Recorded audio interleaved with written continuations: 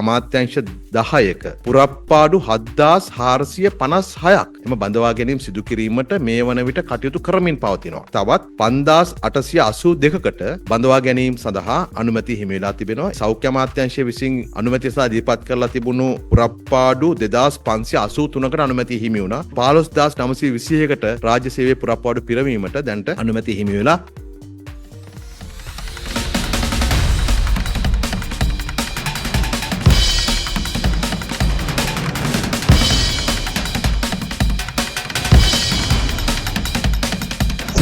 රැකියා අවස්ථාව තවදුරටත් සීනයක් නොවන්නට දිනපතා අලුත් වන රැකියාව වේගවත් සහ නිවැරදිව ආයුධ පත්‍රය සමග නොමිලේම වුවද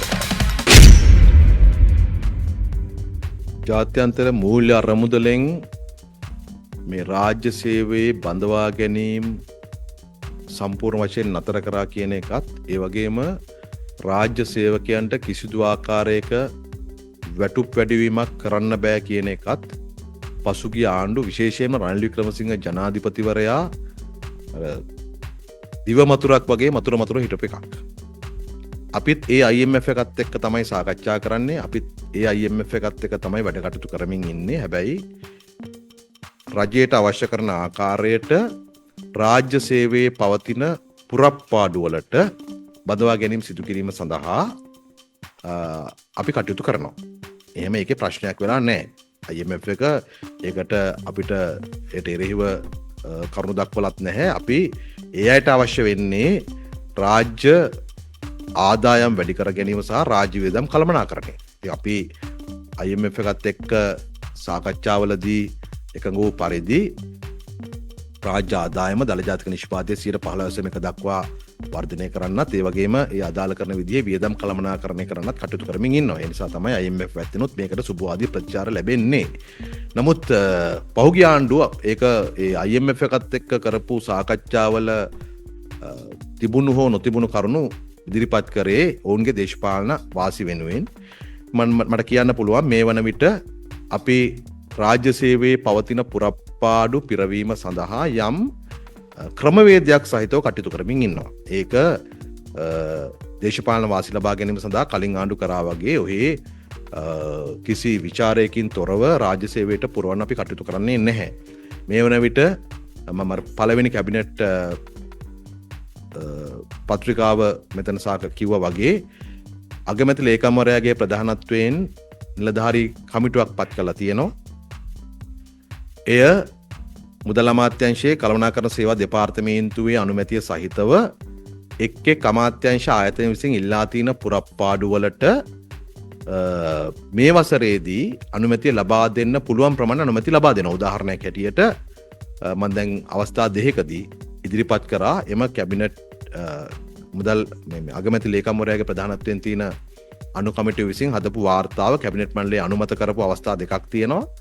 ඒ අනුව පළවෙනි අවස්ථාවේදී අමාත්‍යාංශ 10ක මානව හිමිකම් කොමිසම ඇතුළුව පළාත් සභා දෙකක් ඇතුළුව ආයතන 10ක පුරප්පාඩු 7456ක් පිරවීම සඳහා අනුමැති ලබා දීලා තිනවා. ඒ අනුව මේ අමාත්‍යාංශ සහ ආයතන එම බඳවා ගැනීම සිදු කිරීමට මේ වන විට කටයුතු කරමින් පවතිනවා. අයදුම්පත් කැඳවලා තිනවා. සමහර ඒවායේ සම්මුඛ පරීක්ෂණ ආරම්භ වෙලා තියෙනවා. ඒ අනුව මෙම 7456 බඳවා ගැනීමට කටයුතු කරනවා.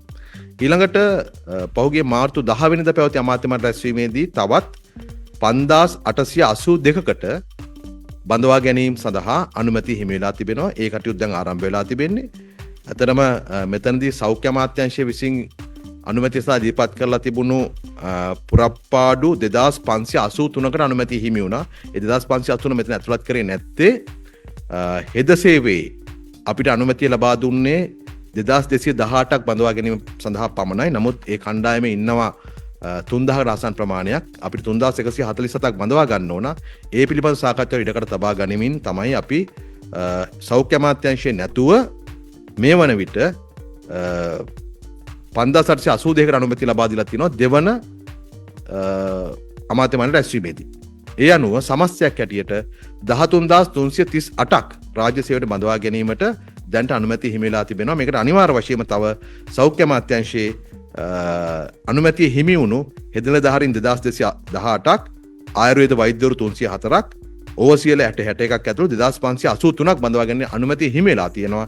ඒ අනුව 15921කට රාජ්‍ය සේවයේ පුරප්පාඩු පිරවීමට දැන්ට අනුමැතිය හිමි වෙලා කටයුතු ආරම්භ වෙලා පවතින නිසා කිසි ප්‍රශ්නයක් නැහැ. අපි ඒක ලබා දෙනවා. ඒ පුරප්පාඩු පුරවනවා. ඔබට පේනවා ඇති මේ ඉලක්කම් කියන විදිහටම මේවා කිසිවක් ඕපපාතිකව නැත්තම් කිසි විද්‍යා පදනමකින් තොරව අපි කරන දේවල් නෙමෙයි.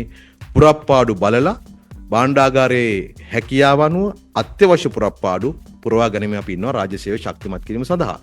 එහෙමම තමයි වැටුප් වැඩිවීමත් කළේ. මේ වීඩියෝ කාට වැදගත් වුණා නම් ලයික් එකක් දාන්න. ඒ වගේම ප්‍රශ්න තියෙනවා නම් කමෙන්ට් එකක් දාන්න. අනිවාර්යෙන් channel එක subscribe කරන්න, bell icon එක press කරන්න. එහෙනම් අපි අලුත් වීඩියෝ එකකින් ආයෙත් හම්බෙමු. හැමෝටම සුබ දවසක්.